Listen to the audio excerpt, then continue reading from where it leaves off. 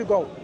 So why is there so much violence attributed to Muslims or over in the Middle East? I mean, you know what? And again, excellent question. From an American perspective, excellent question. It all seems to revolve around the religion. No, excellent question. I'm going to tell you why. If you go back, say, 300 years ago, in a place called Palestine, Muslims were in power. People were living within this particular area, Jews and Christians as well. They didn't have a problem. They were living in peace. When Europe was massacring, were about to massacre the Jewish people, they were fleeing to the safe haven with the Muslim lands. Whether it be in Spain or Morocco, wherever, they were going there. Their life was protected by the Muslims. What happened in the Middle East when the turn of power changed with the Balfour Declaration by the British and others and so on? They created this political instability and the mismatch of power and so on and so forth. That created an unfair, unjust regime in there where Muslims have become the ones who are now victims. Their lands being taken away slowly, and eventually the whole landscape changed. That Muslims are now the minority with a little bit of land, everything else now taken by the occupying forces. So of course, Israel, right? Of course. And of course there will be resentment. There will be anger. Because this is what happens. If someone comes to your home and you say, well, you know what? This is all mine now. Your bathroom is mine, your lounge is mine, your kitchen is mine. You know what? You can go to that shed and live over there. You would not feel happy. You will resist. So what they're trying to do in stopping that resistance, and just injustice has happened already, but they want to even stop people from resisting. Initially, the Palestinians were resisting intifada that you know of by peaceful resistance. That didn't work. In fact, they were even more curved because of their resistance and so on. Then they had a political resistance with, some weapons and whatever they had, maybe initially with weapons and whatever they could get hand of. That's because that's their struggle for freedom and oppression. So in the Middle East, all this violence are happening because of this. And who created all of that? Not the Muslims. Muslims are the victims. There are other oppressors who are creating this one. And this has a ripple effect all over the world, where it seems like everyone is supporting Israel as a nation and not supporting the oppressed nation, the community who are Muslims, the Palestinians. Okay? So the Muslims are angry everywhere else as well. So when you say oppressor, do you mean Israel? The occupying force is the oppressor. Right? Israel or Judaism? No. It has nothing to do with Judaism. Right. People who were Jews were practicing their Judaism in their own quarters, right, freely, openly, peacefully, in tolerance. Judaism is not the problem with issue there. It's Zionism. Zionism is a religion in its own. It doesn't have to be an atheist to be a Zionist. There are Muslim Zionists too, I hear. So America and their relationship with Israel, that creates I don't know if I want to use the term hatred, but you've heard people call America the great oppressor. People can have resentment and anger with America because it's siding with an oppressor.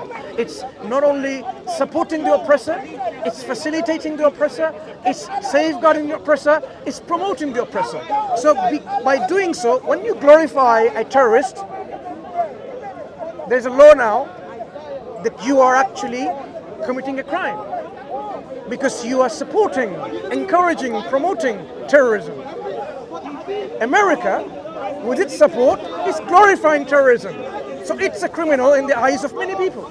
Right. So does the Muslim religion support the terrorist acts? Of course not. I don't know. No, I'm serious. That's a real question. Of course not. Because Islam gives people the freedom to choose what religion they want to follow, right? If you want to accept Islam, fine. If you don't want to accept Islam, that's your choice. But a lot of these acts are done in the name of Allah. People, when they take in their own hands to commit the acts of violence against innocent people, of course this is wrong. Islam doesn't condone any of that. If a country fights another country, you don't consider that terrorism, because one country is fighting another country, whatever the reason. But if you fight an innocent community, an innocent individual, or an innocent state, that is terrorism. So whoever does that, whether it be Christians and Jews and Muslims and atheists, you're committing an act of terror and terrorism, which is totally not acceptable. So, so in America, these acts of terrorism that, we hear are being done in the name of Allah, right? Can I just switch back? Yeah. The acts of terrorism that America is committing Sure. for years and years, everywhere in the world. Sure. What are you as American doing for that? You seem to be focusing on the response to these terrorist acts. No, I understand. To understand why in this landscape you have these pockets of terrorism happening, you call it terrorism, this is a response to American aggression. So what are you as Americans, I suppose you're Americans, right? What are you doing to stop America from these aggressions? That will solve the problem of any of these pockets coming and committing here and there, blowing the Twin Towers and blowing this and that. That will stop there. Because before America did all of those things, did people go to America, or the Americans themselves start blowing up buses, trains and big buildings? It was never heard of. It's only when America has become the aggressor, certain people, which we don't agree with, are committing a tit-for-tat response. Right. So the solution is remove the aggression, so any resistance or counter-response that comes will be eliminated, will be prevented. Right. So if all of that stopped, though, you don't believe that it's settled because you want your land back, right? In Palestine? Palestine, if the land has been taken away, if I take your land, your home. No, I'm asking. I'm trying. It's not my view. We're talking about a view of people who are sound in their rational judgment. If somebody has taken your land wrongly, what it is required is simply give their land back and say sorry, and that's settled. But if you saying, I'm not going to give you land back, then the problem will remain. That is the reality check that people need to have. Unfortunately, people are not thinking that way. They're thinking, how do we stop all this terrorist activity? Let's have prevent strategy in UK. Let's have X, Y, and Z. It is not going to solve the problem, because there will be a certain individual who will take on their own hands, out of their desperation, through their maybe emotional stance, not thinking rationally, and they commit something bad in response, which Islam doesn't agree with. But to prevent these kind of things are happening, you have to look at their grievances, and you have a problem. England are not doing that. In fact, what they're doing is trying to, there is a tap that's leaking. Let's put some sedative over it. It's never going to fix the problem. Put a pot underneath the dripping water. It's not going to solve it. Concentrate on the root cause. Eliminate the root cause. Which is What is the root cause in your? No, not mine. You tell me, what is the root cause in Palestine? I'm not going to say anything. I'm going to ask you as an American, what is the root cause of problem in Palestine? occupied land. Occupied land. I'm not going to say anything. You tell me. So occupied land of what? Who's the occupier and whose land is being occupied? Well, so I don't know all the history of, but I think from your You should standpoint, know. I know. I think this is a fair question, though, what you think of. But from My view, not important. We are talking about So then why is our view important? well, hey, because you're America, Yeah. because you're Americans, are not solving the problem. So you need to go and understand what the root cause is. So when you realize occupation, people's usurping and stealing people's land and so on and so forth, seems to be the problem that has caused all this tension around the world, give the land back to its owners. the real owners. So- if it belonged to the Jewish people, give it to the Jewish people. If it belonged to the Christian people, give it to the Christian people. If it belonged to the atheist people, give it to the atheist people. Give it to the owners who are the rightful owners of the land. Right. It so happened that it was the Palestinians who had the majority of the land. They didn't just simply sell it off, it was taken from them. So when everybody was living in Palestine, cohabiting together, I think you answered my question. Who owned the land? Everybody owned their... Go back before 1920s. Go back in the 1880s, for example, an arbitrary date. Look at the landscape, look at the map. Who were the indigenous or who were the people living there? Okay, not someone who's a tourist there, people who had their own lands. And you will see the answer. I'm surprised, not you, I'm surprised by the media brainwashing of Americans and Europeans that they didn't even know who's the occupying force and who is the aggressor and the victims. And that's why they never pressurize the government to make the right judgment. The government, with their own particular interest, they will do what they want to do because they have an interest. But if the people realize that that is wrong, they would have solved the matter a long time ago. So the people need to be aware, need to be educated. Unfortunately, the governments are not allowing people to educate it. There is a whole program of media brainwashing. Brainwashing to know who is the victim and who is the criminal. That's the problem. So we want to see that people waking up to it. You know, like how many Americans, they don't consider the 9/11 is Muslim terrorists done it. They think it's a job by the government themselves, right?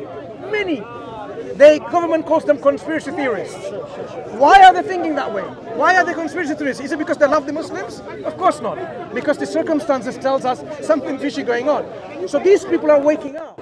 So we want the general public to wake up, to solve these problems of the world, and you will see that America will be a great nation in the eyes of people. So I understand you, and I agree. There is brainwashing. Let's say, I think, if I'm not mistaken, you might know, isn't Israel, like the Jewish people that are occupying Israel, isn't their argument that this was our land way farther back before? Even before that, it was the original Palestinians and the descendants of them, the Arab Muslims. So they don't win even there.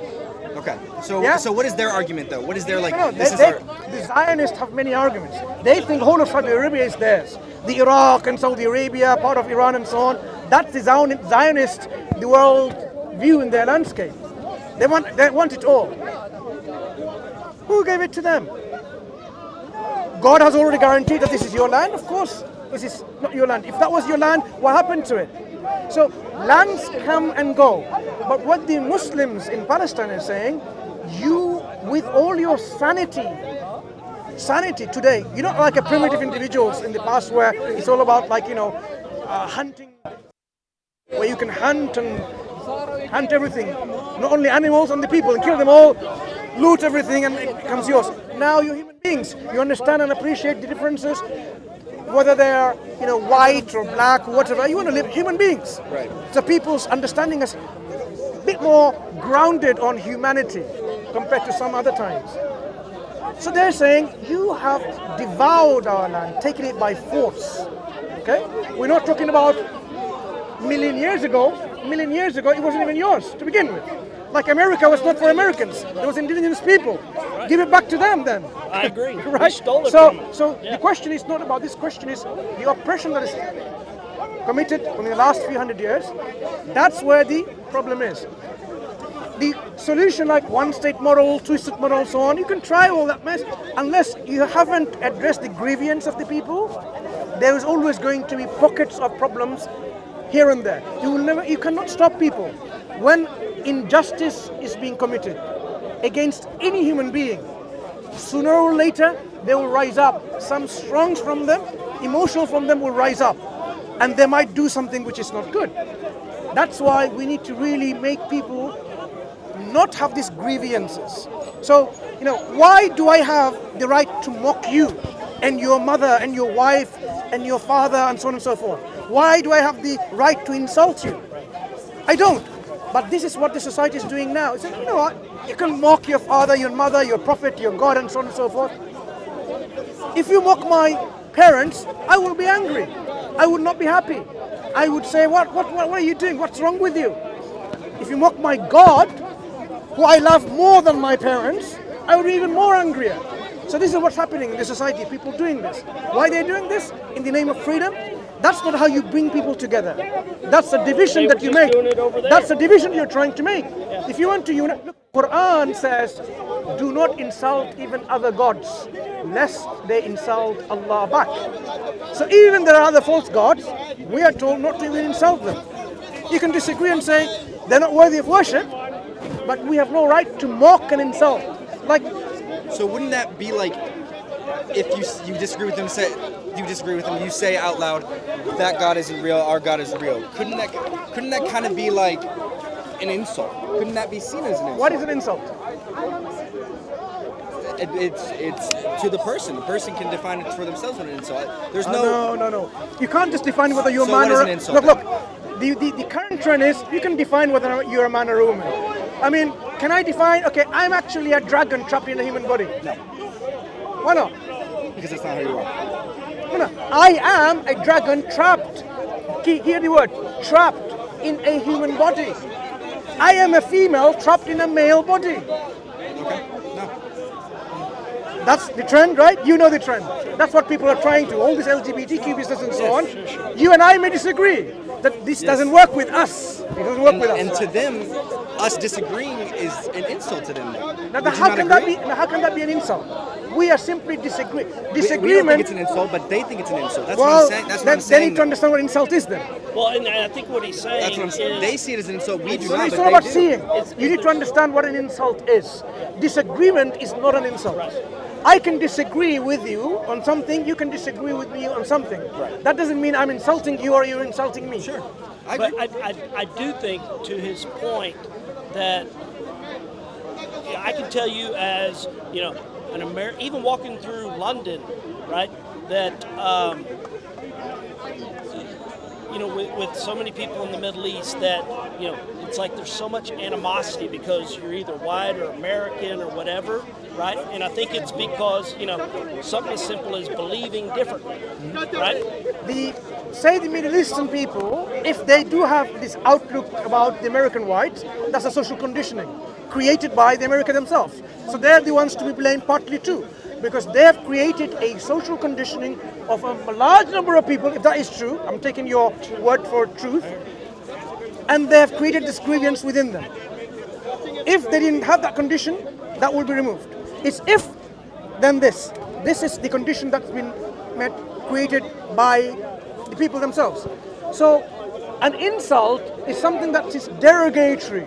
Okay. Something that offends you in such a way that because I have made some ridicule, some mocking, something of that nature. Because if I say, for example, you are beautiful, that's not an insult. Sure. But if I said you're ugly like a pig or something, I'm making derogatory statements. That is when you can say I'm making an insult. In that case, what if I just say you're crazy? Like I don't like. What if like someone out of their mind, like someone on the street who just obviously is not right in the head, they come up to me and say you're ugly, and I'm just like okay, and I walk away unbothered, uninsulted, even though they said an insult, I'm uninsulted. Why is like tell your wife you're ugly. No, yeah, but again, like it's. Would you? No, I'm sure you might have been married for a number of years and you'd know exactly what it means. So we should not say things which people will get hurt. If I say I disagree with you, there's no reason for you to be hurt because I don't have to accept what you believe in.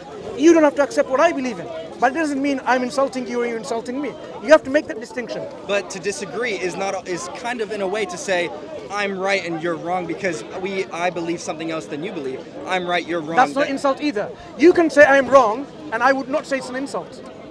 Okay. So because that has nothing to do with an insult. I mean, sure. I mean, you can say that, but people, it's just such a people who get offended saying this is an insult. They need a reality check. Exactly. I'm not saying that it's just But it's saying insult is just such a broad word. Like people can take anything as an insult. It's just hard to specifically define. They need to understand what an insult is then, right? People need to, when we say, for example, something is good, you need to understand what good is.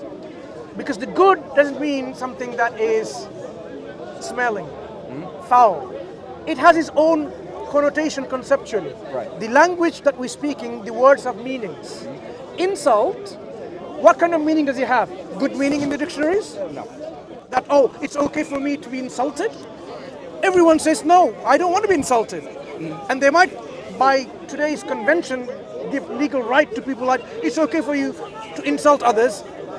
But we're saying we shouldn't even have that right, okay? Because that is not a good thing to insult and mock and ridicule. So you think things are, by that case, words are either good or bad? It's No, they are neutral words. There's neutral words? Of course. Okay. So I mean, I just want to make that understand. Okay. Yeah. But insult, by its own conceptual understanding, is not neutral. Okay. But Yeah, saying, can I insult you? Do you think like, yeah, go ahead? So Then you think, what is this? What's wrong with this guy? He wants to insult me. Because you'd think insulting means to defame me, to have some... Certain words are like that. Oh, can I say, for example, can I don't want to use this word, but something like totally negative. Like, can I say like you are a rapist? Why would I say that? Is it a good thing to be associated with, I am a rapist, hallelujah. No one would be proud of that. No one would glorify that. No one would be happy and say, now let's celebrate it. Because a rapist, by this connotation, is someone who acts on their will and forced their will on someone else by force without their consent and so on. That's not a good thing. So insult, for example, should be taken in that way, like, why would you do that? So when it comes to religion, we can have our differences. You know the example I gave you about the coherency of the concept of God? We say God is so merciful to us that He has given us guidance to all nations, all times, because He's just. And all the nations, when the warners came to them, they had a clear understanding who God is and what they have to do to be saved from the hellfire that is there in the future. None of them, prophets, told them about, you know what, God is like a Trinity and Father, Son, and Holy Spirit, and God is like a half elephant and half man, and God is a black man called Krishna. And so, all of this never came from God, because God will be always consistent in His message. Because consistency, because He's one. He hasn't changed. So when He conveyed the message about Himself to Abraham, imagine, Abraham in the day of judgment sees God. God on the throne, someone on the right hand side, and there's a Holy Spirit hovering. He will faint. I would faint if I was Abraham. Because he was the friend of God, and the friend of God, God didn't tell him who he was, that I had a son as well. So this is what we are saying is, people often don't realize from historical transformation what happens to some of the truths. The truths get corrupted. It's get changed over time. When Moses came, upon him be peace, he didn't tell the people to worship him. He told people to worship God. When Christ came, the son of Mary, upon him be peace, he didn't tell people to worship him. He says worship God. But what happened?